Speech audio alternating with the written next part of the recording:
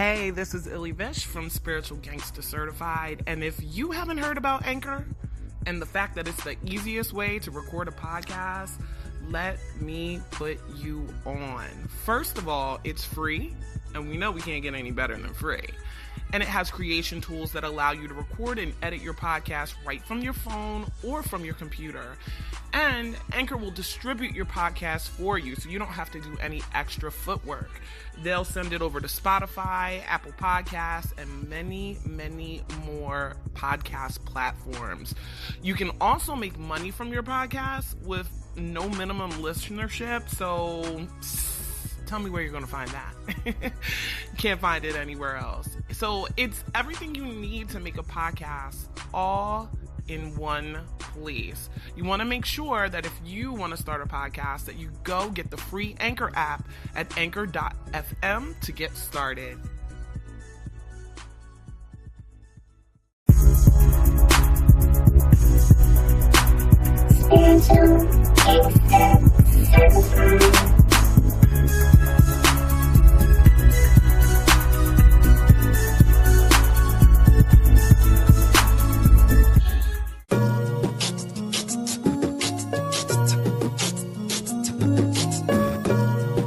Tuned into Spiritual Gangster Certified with Illy Vish.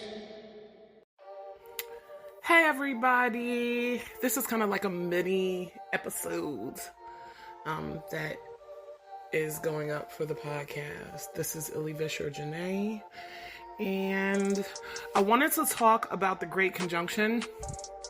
Today is Sunday, December 20th. As I'm recording this, it's 3:10 p.m. Oh, goodness. That's my birthday and also my life path number. So apparently I'm supposed to speak on this, as I had intended to do earlier this week, but for some reason never got around to because life has been busy. But a lot of people had messaged me and they wanted me to give like my prediction, my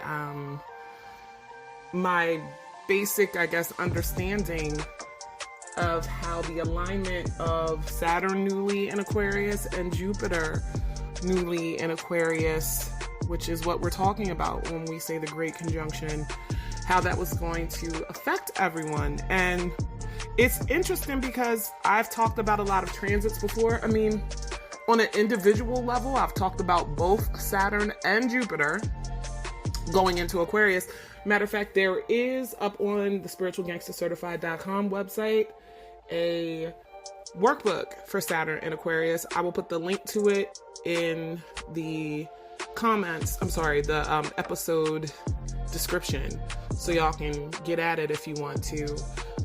Me saying that I don't have a general prediction actually coincides with that workbook, because for me, Spirit never touched on me to give some grand declaration to the collective about how this was going to affect them. I did not get some sort of grand epiphany for everybody. I just didn't. I have no distinct, definitive prediction for the collective. And the reason for that is because I want people to look at how this is going to impact them on an individual level. And that workbook actually has activities and information in it to help you figure out exactly what that is for you. And if you do need some help with that, consult an astrologer. You can contact me for a reading or any of your other trusted astrologers. But this is so important for me to say, because I'm not hating on anybody who has made any type of grand declaration in regards to how this is supposed to affect all of humanity. I've seen a lot of different interesting theories, things that people have put out, ages shifting and such, us going into another dimension, those who are ready, people basically leveling up. I've even seen the whole thing that Black people are supposed to get superpowers based on the theory that, I guess, Saturn rules Black people and Aquarius rules freedom and innovation and genius. I've seen so much, and it's interesting to look at.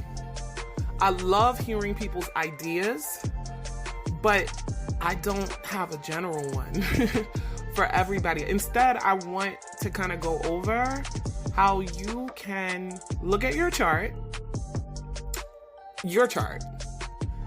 and see how this impacts you. Now, granted, let me break it down like this. You have more than one chart. You have many charts. Depending on what you're looking at and looking for, that would determine what chart you're looking at. But for most people who are new to astrology and understanding their birth chart, I would say just stick to your birth chart. And also, I have to put this out here. This has been going on for as long as I can remember that I've been in astrology circles. And I don't see enough people kind of stepping in to say something about it. But there's absolutely nothing wrong when you want to first become familiar with your birth chart, for you to go to a site like Cafe Astrology, input your date of birth, time of birth, and place of birth, and get not only a description, but like a list. Cafe Astrology tends to populate these grid type lists that kind of look like a shopping list to tell you what your placements are. Enough people are not saying to people, your placements, meaning you have, like for me, my placements are Sun in Pisces, Moon in Capricorn, Mercury in Pisces, Venus in Taurus, Mars in Virgo, Jupiter in Virgo, Saturn in Virgo. Those are my placements, but that's not my birth chart. That's not your birth chart either, the listing of everything there. Your birth chart is the entire 360 degree astrological wheel. And a lot of people miss out on that when they get these grid lists. And I think if you're just trying to learn your placements, there's really nothing wrong with kind of like looking at that list and referring to the list so that you can remember, oh, I have Venus in such and such. Oh, I have Saturn in such and such. And it's at this many degrees, etc. But, and this is where I don't see people speaking up enough, that's not your birth chart. That's actually just a part of it. So this leads me into something else. In order to understand how any transit is going to impact your chart, you have to come to this understanding that you have all 12 signs energy in your chart. I see people all the time like, I don't have no Pisces. You have a 12th house. You have Neptune. So even if you don't have any Pisces places, you have that. And you have a house somewhere that has Pisces energy in it. It is impossible, for you not to have all 12 signs energy in your chart. And the reason why this is a ridiculous claim, and I'm sorry, I'm not hating on anybody saying it, I'm just being very honest, because I can tell a lot of the people who proclaim this with such like fervor, I don't have this, I don't have that, they don't really understand astrology. And my mission, because I love astrology so much, is to get people to really understand it. Here's an example. I don't have any planetary placements in the sign of Gemini. If I was just going by the Cafe Astrology grid, then what would happen was I would think, oh, I don't have any Gemini, but I do. 2 places actually. Well, you could say 3 technically, but we'll concentrate on 2. Gemini energy is on the cusp of my 9th house. My 9th house is empty. Does that mean that there's no meaning there? Hell the fuck no. My Gemini energy actually starts at the tail end of my 8th house. So every year when the sun goes into Gemini, it's transiting the end of my 8th house and then going to go into my 9th. So I can look at that and be like, okay, there's going to be a spotlight shown on 8th house issues and then 9th house issues. If I didn't have Gemini in my chart, the sun wouldn't be able to transit it. So if you're lacking planetary placements in a certain sign, please do not think that means you don't have that energy. Because that's not true. The only way I think people come to an understanding of this is by embracing their actual chart wheel. That's your birth chart. The whole thing, not just your planetary placements. The entire thing. So, if you don't have any planets in Aquarius, you still have an 11th house. You still have Uranus stationed in your chart somewhere. And you also have Aquarius energy either in one or two of your houses. In order for you to understand how you can potentially be impacted by Saturn being in Aquarius and Jupiter being in Aquarius and them joining forces together tomorrow, you've got to understand you have Aquarius energy somewhere in your damn chart. So in order to be able to see how this is going to personally impact you, when you pull your chart, look for the Aquarius energy. There are markers in most astrological softwares. I don't care if you use AstroSeek, Astro.com, AstroGold, whatever, that allow you to see where the signs' energies, all 12 of them, fit into your chart wheel. The first step in understanding where this transit is going to impact you is by understanding where you hold that energy. And this goes for anything. I don't care if we're talking about Uranus and Taurus or Chiron being in Aries. Look for where you hold that energy in your chart. Now, I'm keeping it very basic because you should also, as you grow, be looking at how transits are going to impact other signs. Like Uranus and Taurus is going to square any Aquarius or Leo energy. But if, you're just starting out, I think the important thing to do is kind of just focus on planets transiting your houses. You can get into the aspects later, but please, people, I implore you, if you want to know about this great conjunction, see where it hits your energy. I don't think that there's anything wrong with mundane astrology, or you could say astrology as it is impacting, the entire world. We can, as astrologers, give some general, ideas.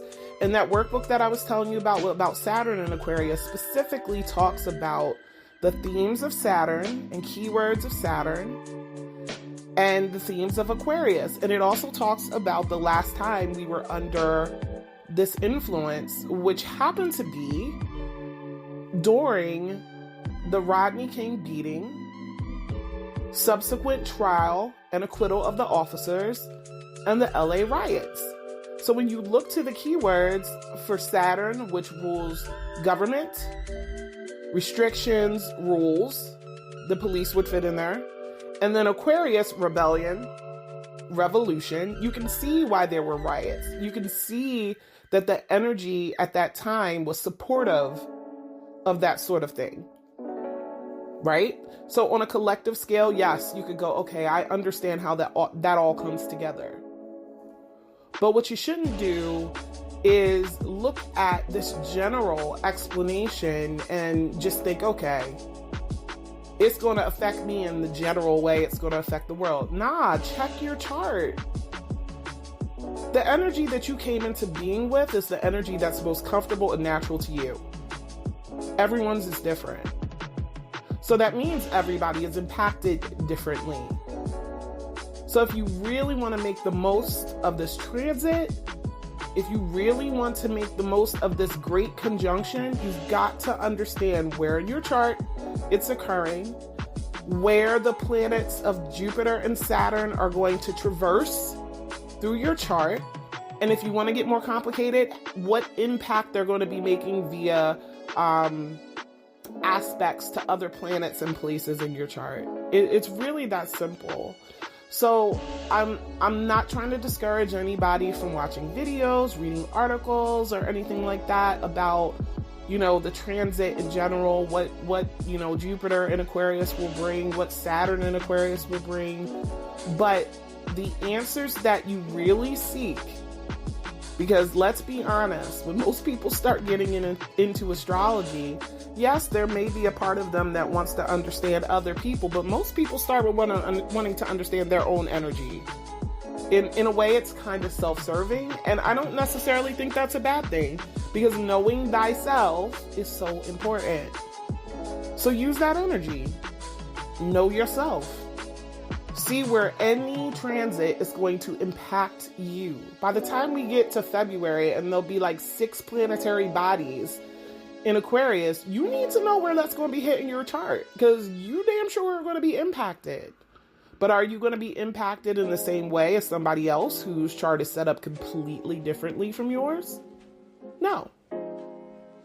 So if you really want to know yourself, make a commitment to understanding your entire 360-degree chart wheel and what that means. I did want to mention, if you do need help with that, for the remainder of December, I am offering a hugely deep discount on natal chart readings. And my readings go a little bit differently from a lot of other people's readings. They come in 2 parts. First, I send you me actually delineating or breaking down your chart via a video interpretation. And after you've had the opportunity to absorb all of that, then you schedule a follow-up call with me via Zoom. That's also recorded so that you have access to it and can refer to it whenever you need. So for the remainder of December, I'm doing those for $65. So if you'd like some better insight into your personal astrological energy that you came into being with, here's a great opportunity to get that. But again, everybody, I want us to go into tomorrow without thinking that there's going to be some sudden magical shift for everybody, when this impact of the energy is going to be hitting everybody differently. There are some collective themes that will be similar, but you'd be doing yourself a huge disservice if you don't figure out exactly how it's going to impact you. So that's what I got to say about that. Sorry, this week's episode is a little short. We'll be back with some interviews coming up soon, especially in the new year. Everybody's busy right now, and I can respect that. It's holiday season. So y'all stay safe. I hope everybody's doing well. And I'm out. Catch you on the flip side.